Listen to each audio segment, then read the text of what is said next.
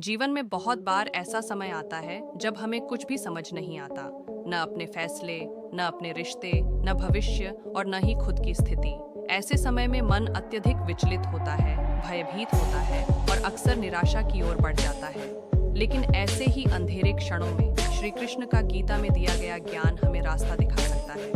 श्रीमद् भगवद गीता केवल एक धार्मिक ग्रंथ नहीं, बल्कि एक जीवन मार्गदर्शक है। इसमें श्री कृष्ण ने अर्जुन को जो उपदेश दिए, वे आज भी हर इंसान के लिए उतने ही प्रासंगिक और प्रेरणादायक हैं। यह लेख उन्हीं अमूल्य बातों पर केंद्रित है जो जीवन के कठिन समय में हमारी आत्मा को शांति और मार्गदर्शन देती है। वैन कर्म करो, फल की चिंता मत करो। कर्मण्येवाधिकारस्ते मां फलेषु कदाचन मां कर्म फल हेतुर्भुर्मा ते संगोऽस्तु कर्मणि। गीता 2 श्लोक। जब जीवन में कुछ समझ न आए तब इस श्लोक को याद रखना चाहिए। श्री कृष्ण कहते हैं कि तुम्हारा अधिकार केवल कर्म करने पर है, फल पर नहीं। इसका मतलब यह नहीं कि फल की इच्छा गलत है, बल्कि यह कि उस पर हमारा पूर्ण नियंत्रण है। यदि हम कर्म पर ध्यान देंगे तो फल अपने आप मिलेगा, जैसा उचित होगा। यह बात हमें यह सिखाती है कि हमें निराश या भयभीत होकर बैठ नहीं जाना चाहिए, बल्कि अपने कर्तव्य पर केंद्रित रहना चाहिए। चाहे परिस्थिति कैसी भी हो, कर्म करना बंद मत करो। जो आत्मा न मरती है, न जन्म लेती है, न जायते म्रियते व कदाचिन्नयम् भूत्वा भविता व न भूयः अजो नित्यः शाश्वतोऽयं पुराणो न हन्यते हन्यमाने शरीरे। गीता 2। श्री कृष्ण अर्जुन को यह समझाते हैं कि शरीर नश्वर है, लेकिन आत्मा अमर। जब हमें जीवन की घटनाएं बहुत दुखदायी लगती हैं, जैसे किसी प्रिय का निधन, असफलता या भारी नुकसान, तब यह समझना जरूरी होता है कि ये सब शरीर और भौतिक वस्तुओं से जुड़ी चीजें हैं। हमारी आत्मा इन सब से परे है। यह सोच मन को शांति देती है और हमें एक बड़ा दृष्टिकोण देती है। 3 जो हुआ अच्छा हुआ, जो हो रहा है यह बात श्री कृष्ण ने गीता में कहते हुए संवाद में उन्होंने अर्जुन से कहा कि जो भी होगा, वह ईश्वर की इच्छा है। हम अपनी सीमित बुद्धि से हर परिस्थिति का विश्वास रखना चाहिए। कभी-कभी जीवन में ऐसे मोड़ आते हैं जब हम आगे नहीं बढ़ पाते। तब यह विचार कि सब ईश्वर की योजना के अनुसार हो रहा है, हमें धैर्य और भरोसा देता है। 4 मन ही मित्र है और मन ही शत्रु। उद्धरेदात्मना आत्मानं नात्मानं वसादयेत आत्मैव ह्यात्मनो बंधुरात्मैव रिपुरात्मनः हा। गीता 6:5। जब कुछ समझ न आए तो यह बात विशेष रूप से ध्यान रखने योग्य है। हमारी सबसे बड़ी लड़ाई बाहर नहीं, भीतर होती है।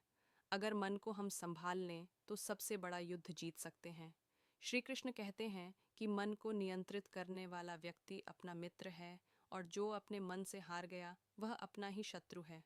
इसलिए निराशा में डूबने की बजाय मन को सकारात्मकता की ओर मोड़ने का अभ्यास करना चाहिए। ध्यान, जप और संतों के सत्संग से मन को स्थिर किया जा सकता है। 5 स्वधर्म में स्थित रहो, श्रेयान् स्वधर्मो विगुणः परधर्मात् स्वनुष्ठितात्। गीता 3.35। श्री कृष्ण कहते हैं कि अपने धर्म यानी अपने स्वभाव और कर्तव्यों में स्थित रहना ही श्रेष्ठ है, चाहे वह कितना भी साधारण या कठिन क्यों न हो। दूसरों की नकल करके या उनकी राह पर चलने से अंत में केवल भ्रम और दुख ही मिलता है। इसलिए जब कुछ समझ न आए तब खुद से यह प्रश्न करो, मेरा स्वधर्म क्या है, और उस मार्ग पर चलने की कोशिश करो, चाहे वह कठिन ही क्यों न हो। 6 स्थिर बुद्धि बनो, विकारों से मुक्त रहो। दुखेष्वनुद्विग्नमना सुखेषु विगतस्पृह वीतराग भय क्रोध स्थित धीर मुनिरुच्यते। गीता 2:96।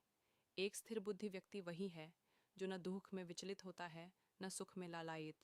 वह राग, भय और क्रोध से मुक्त होता है। जब जीवन की परिस्थितियां हमें उलझा देती हैं तो यह गुण अपनाना चाहिए। स्थिरता का मतलब यह नहीं कि भावनाएं नहीं होंगी, बल्कि यह कि हम उन पर नियंत्रण रख पाएं। यही श्री कृष्ण की शिक्षा है। सार, मैं तुम्हारा सर्वस्व हूँ, मुझ में शरण लो। सर्वधर्मान् परित्यज्य मामेकं शरणं व्रज, अहम त्वा सर्व पापेभ्यो मोक्षयिष्यामि मा शुचहम। गीता 18.66। यह गीता का अंतिम और सबसे महत्वपूर्ण उपदेश है। जब कुछ भी समझ न आए, जब कोई मार्ग न दिखे, तब श्री कृष्ण कहते हैं, मेरे शरण में आओ, मैं तुम्हारे सारे पापों को हर लूंगा, तुम शोक मत करो। यह न केवल विश्वास का संदेश है, बल्कि एक दिव्य आश्वासन भी है। यह कहता है कि अगर हम अपनी सीमित बुद्धि और अहंकार को त्याग कर ईश्वर में समर्पण करें, तो वह हमें उबार लेंगे। निष्कर्ष, जब जीवन में भ्रम, पीड़ा या असमर्थता का अनुभव हो, तब श्री कृष्ण की बातों को सुन लेना चाहिए। गीता केवल युद्ध के मैदान में अर्जुन को नहीं, बल्कि हर उस इंसान को संबोधित करती है जो अपने अंदर किसी संघर्ष से जूझ रहा है। इन बातों को जीवन में आत्मसात करना एक साधना है, लेकिन यह साधना धीरे धीरे जीवन को सरल, शांत